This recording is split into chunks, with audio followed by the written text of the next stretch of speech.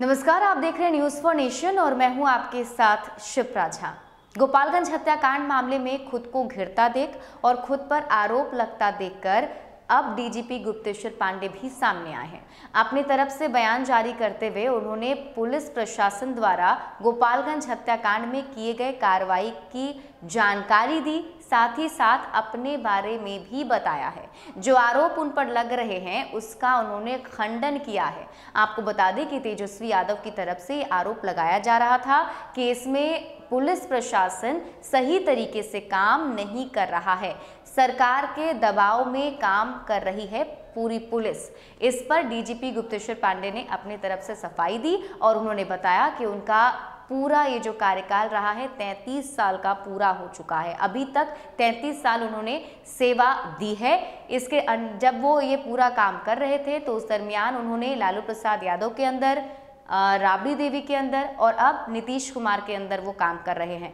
उन्होंने ये भी कहा कि अभी तक उन्होंने किसी को भी ना फंसाया है ना बचाया है, ना ही जात के नाते, ना ही धर्म के नाते, ना ही किसी निर्दोष को, ना किसी दोषी को। इन तमाम चीज़ों की बात को ध्यान रखते हुए उन्होंने अपने पूरे कार्यकाल में काम किया है। कभी भी ऐसा नहीं हुआ कि वो किसी जात को लेकर पक्षपात कर गए या फिर किसी दोषी को उन्होंने छोड़ दिया या फिर किसी निर्दोष को उन्होंने सजा दिलवा दी। उन्होंने अपने 33 साल की जो कार्य प्रणाली रही उनकी, उसके बारे में जानकारी देते हुए ये भी कहा है कि अभी तक उन्होंने कुछ भी ऐसा काम नहीं किया है और उन्होंने तो ये तक चैलेंज कर दिया कि अगर किसी में भी ये हिम्मत है और किसी को भी ये जानकारी है कि डीजीपी गुप्तेश्वर पांडे ने इन सब चीज़ों को ध्यान में रखते हुए किसी का हित या फिर अनहित किया है तो डीजीपी गुप्तेश्वर पांडे इस्तीफा दे देंगे। आप खुद सुनिए उन्होंने पूरे वीडियो में क्या कहा है। ये 25 को घटना, 24 को घटना होती है, 25 को लाश जलती है, 26 को फिर एक हत्या हो जाती है। वो होती है मुन्ना तिवारी की हत्या हथुआ थाना में, रेपुरा गांव में, और इसमें 4 आदमी को अभियुक्त बनाया गया है। 4 आदमी को जो अभियुक्त बनाया गया है उसमें से एक जयप्रकाश चौधरी भी हैं जो वादी हैं। एक दिन पहले जो उनके भाई की, उनके मां की, उनके पिताजी की हत्या हुई, जिसमें साजिशकर्ता के रूप में पप्पू पांडे का नाम है, माननीय विधायक का, उसी तरह से उसके दूसरे दिन यानी 26 को जो सतीश पांडे के आदमी मारे जाते हैं, मुन्ना तिवारी जो उनके मौसेरे भाई हैं, उसमें साजिशकर्ता के रूप में फिर जयप्रकाश चौधरी का नाम दिया जाता है कि चूंकि इनके माताजी, पिताजी और भाई की हत्या हुई तो दूसरे दिन प्रतिशोध में इन्होंने सतीश पांडे के मौसेरे भाई मुन्ना तिवारी की हत्या करवा दी। मतलब लगातार देख लीजिए घटना, मतलब मर्डर 5 होते हैं। 2 सतीश पांडे के लोग मारे जाते हैं और 3 दूसरी तरफ मारे जाते हैं। लगातार 9 तारीख को, 24 तारीख को और 26 तारीख को 2 सतीश पांडे के लोग मारे जाते हैं, 3 दूसरी तरफ मारे जाते हैं।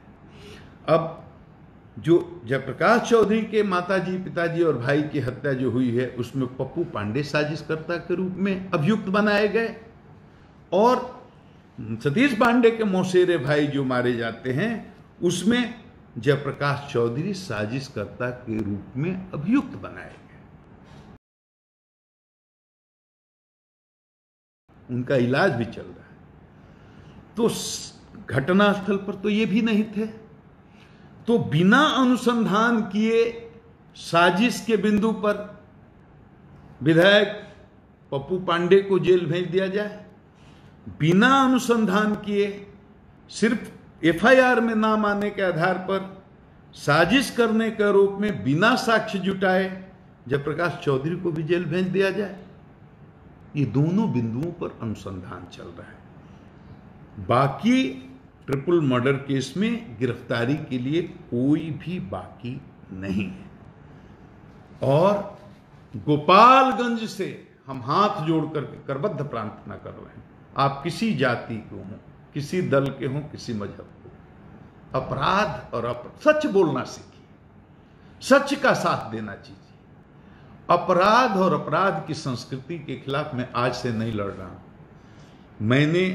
मैंने 33 साल की सेवा कंप्लीट की है और हमने अलग अलग मुख्यमंत्री के साथ काम किया है। हमने माननीय लालू प्रसाद यादव भी हमारे मुख्यमंत्री रहे, माननीय श्रीमती राबड़ी देवी भी हमारी मुख्यमंत्री रही, और अब माननीय हमारे नीतीश कुमार मुख्यमंत्री हैं। मैंने व्यक्तिगत रूप से आज तक, मैं विनम्रता के साथ कहता हूं, केस का रिकॉर्ड खत्म नहीं होता, वो आज भी होगा। 10 जिलों में एसपी रहा हूं, 20 जिलों में मैंने डीआईजी के रूप में, आईजी के रूप में सेवा दी है, लगातार फील्ड में रहा हूं। और मैं यही कहूंगा कि एक भी कोई केस का उदाहरण आप निकाल लीजिए जिसमें हमने किसी दोषी को, गुंडा को, कातिल को, अपहरणकर्ता को, अपराधी को, संगठन का, गुंडों का गिरोह चलाने वाले को छोड़ दिया हो, या एक भी उदाहरण दीजिए जिसमें किसी निर्दोष को मैंने जानबूझ करके जातिगत भावना से या दलगत भावना से किसी को फंसा दिया। एक भी उदाहरण नहीं करने, ऐसी जलीलत वाली नौकरी छोड़ दूंगा मैं।